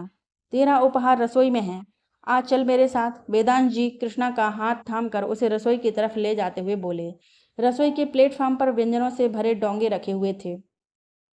कृष्णा ने एक एक करके सबका ढक्कन उठाया। ये पुलाव, दाल, पनीर की सब्जी, रायता, ये सब आपने बनाया काका? कृष्णा ने हैरत से पूछा। पहले तू एक चम्मच खाकर देख। कृष्णा ने एक चम्मच रायता लेकर अपने मुंह में डाला।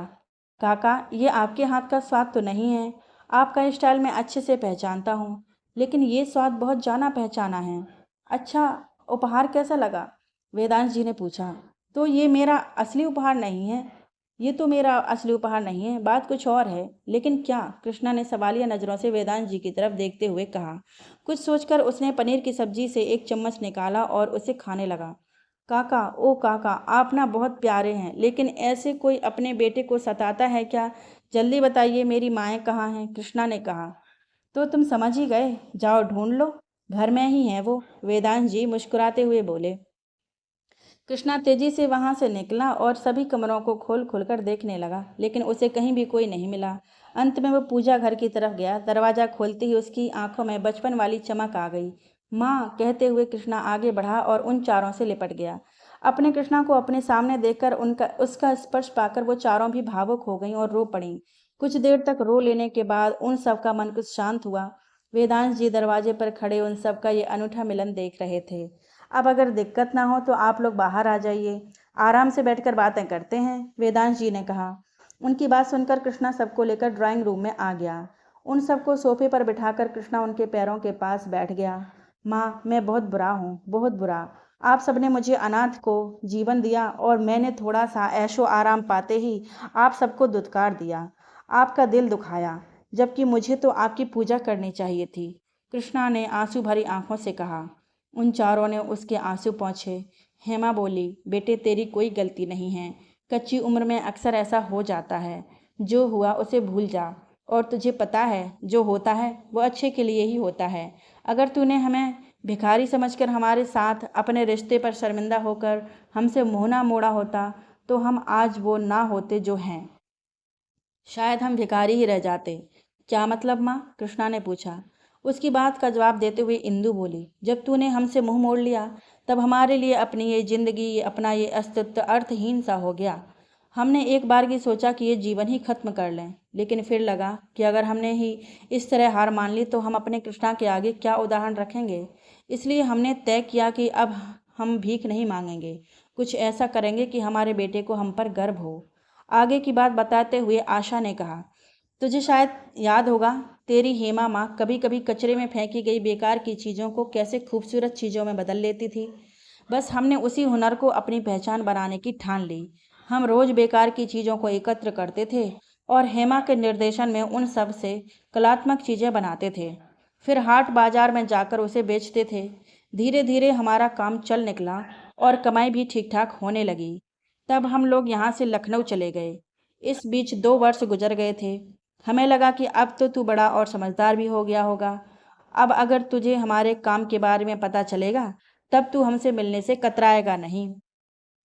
मन में हजारों उम्मीदें और ढेर सारा प्यार लिए हम मनोहर जी के घर तुझसे मिलने पहुंचे, लेकिन वहां पहुंचते ही हमें गहरा धक्का लगा।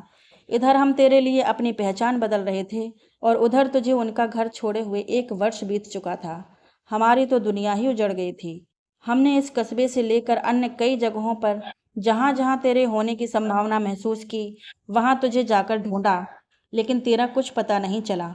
मनोहर जी से हमें तेरी गलत संगत में पड़ने और बिगड़ने की बात पता चली थी। तब हमें स्वयं पर बहुत ही गुस्सा आ रहा था कि क्यों हमने तुझे खुद से दूर कर दिया।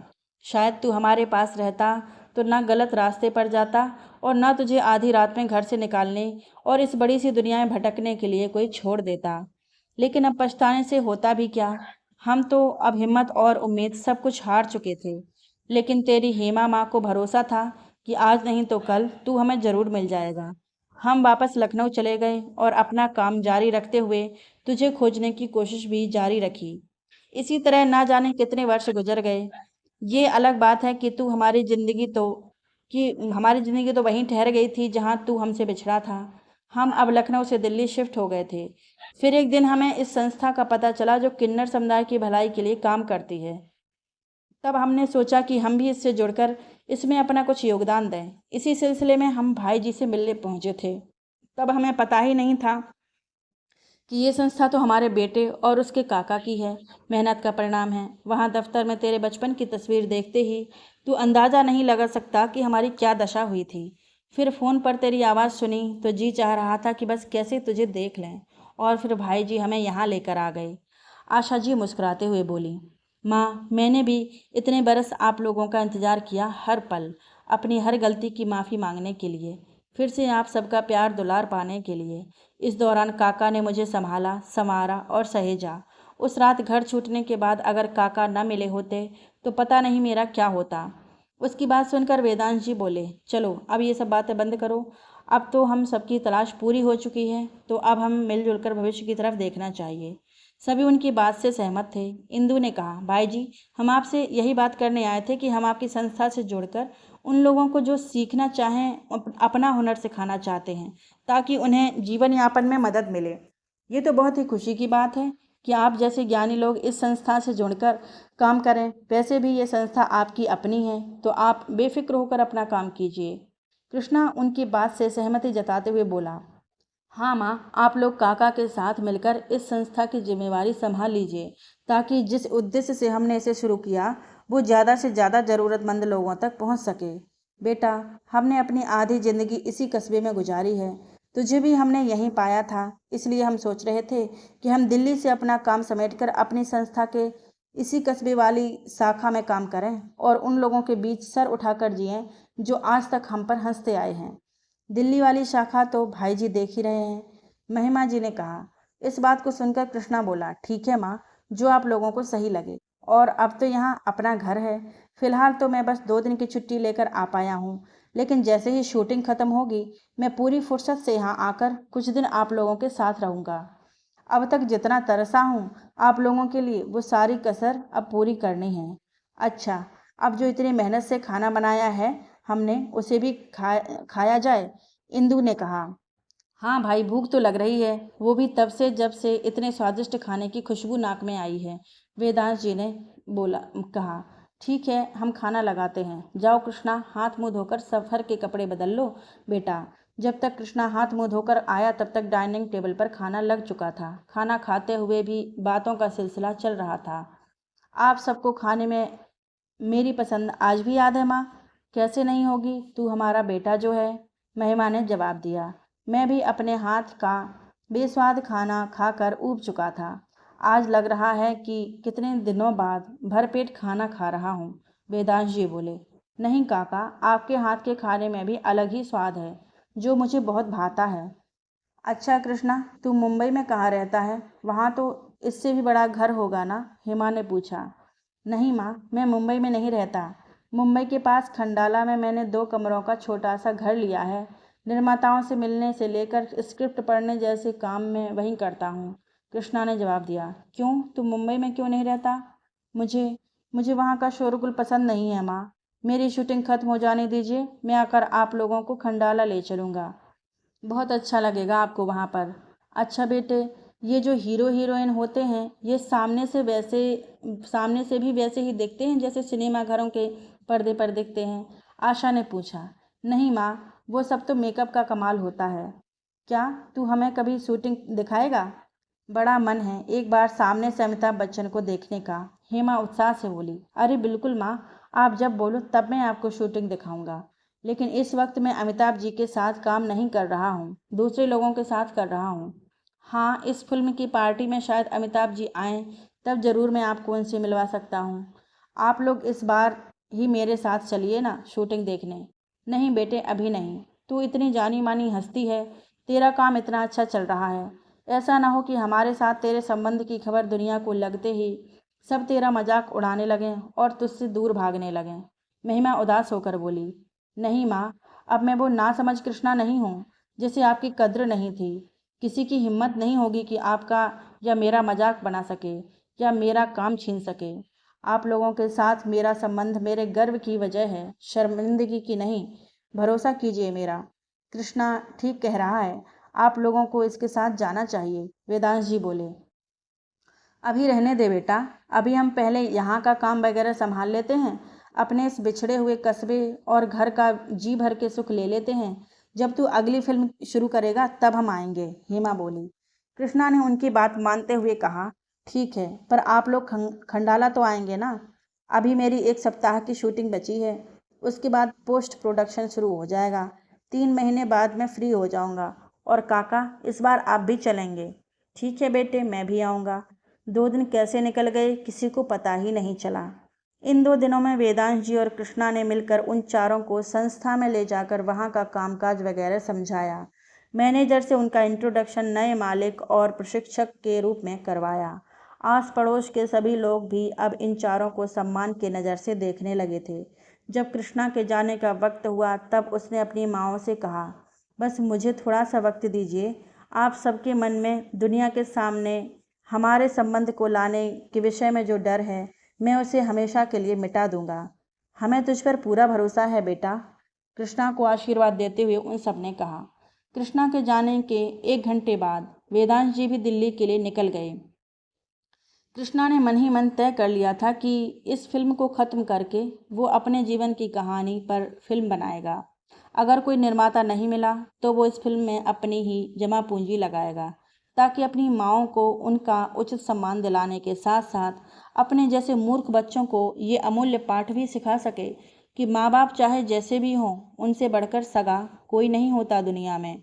हमें उनके प्रेम की, त्याग की, मेहनत की कद्र करनी चाहिए, ना कि उन पर शर्मिंदा होना चाहिए।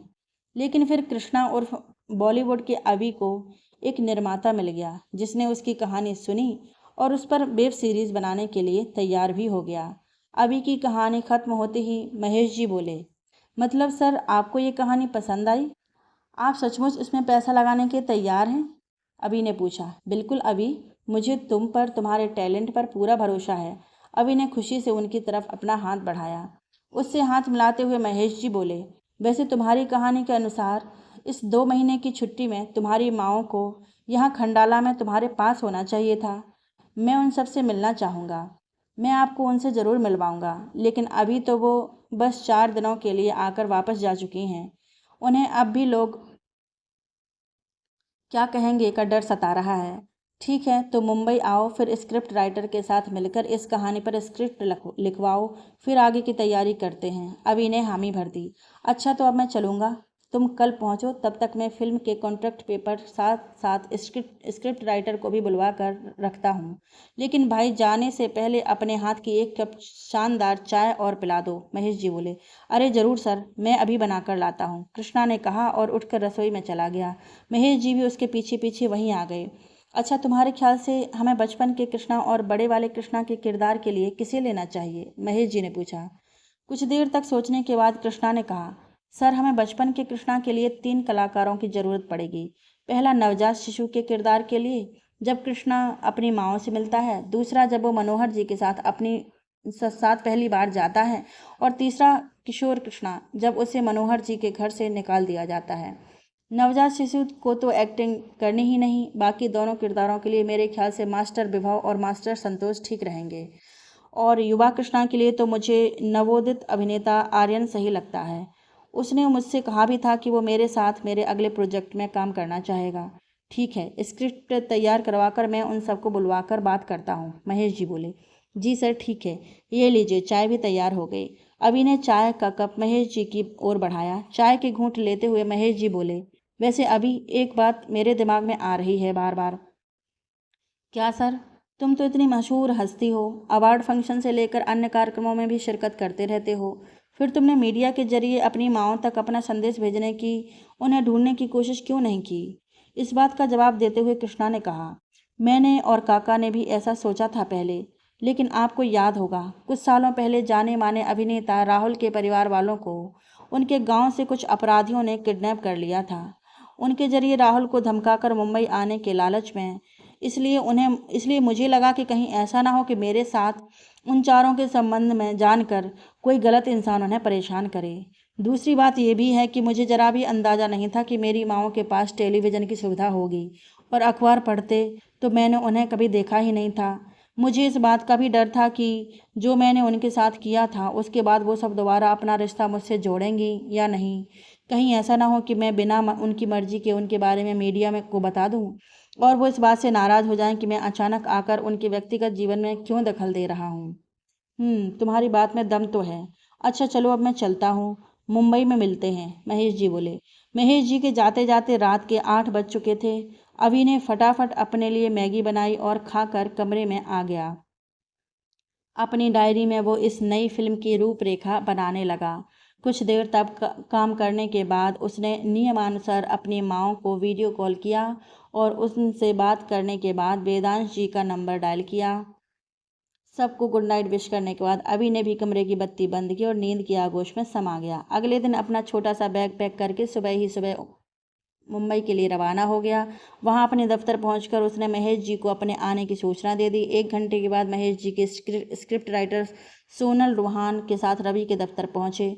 उन्हें बैठने का इशारा करते हुए अभी ने कहा, अरे रूहान जी, आपसे मिलकर बहुत खुशी हुई।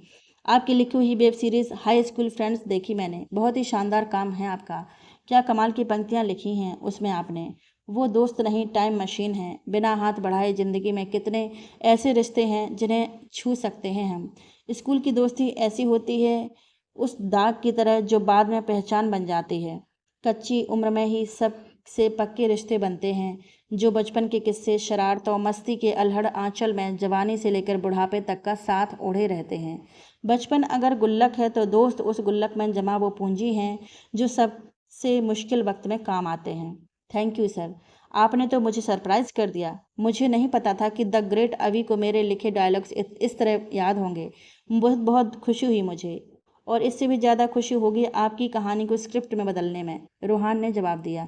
अरे ग्रेट ब्रेट की बात नहीं है, अच्छी चीज़ें और अच्छे लोग जहन में बस ही जाते हैं, अभी ने कहा।